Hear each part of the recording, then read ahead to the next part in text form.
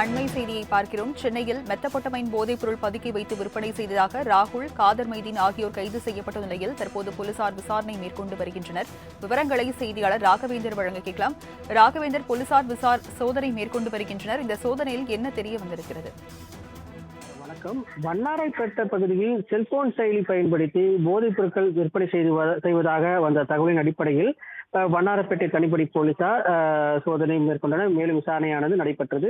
அப்போது சென்னை பழைய வண்ணாரப்பேட்டை சிமெண்ட்ரி சாலையில் வசித்து வரும் காதர் மொய்தீன் என்பவரை பிடித்து விசாரணை செய்தது. அவர் வீட்டில் வைத்திருந்த 8 கிராம் மெத்தபெட்டமைன் தடை செய்யப்பட்ட போதைப் பொருள் பறிமுதல் செய்தனர். மேலும் காதர் மொய்தீன் கொடுத்த தகவலின் அடிப்படையில் திருவல்லிக்கணியில் வசித்து வரக்கூடிய சுல்தான் என்பவரையும் தனிப்படை போலீசார் விசாரணை மேற்கொண்டனர்.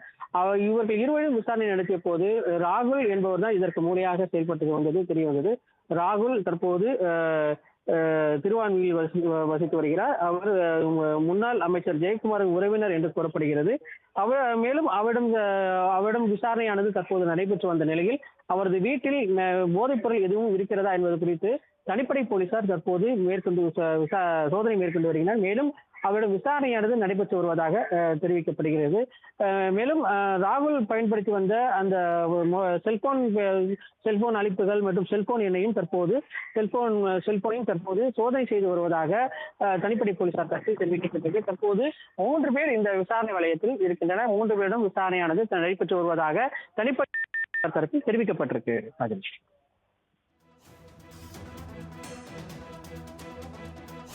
விவரங்களுக்கு நன்றி ராகவேந்தர்.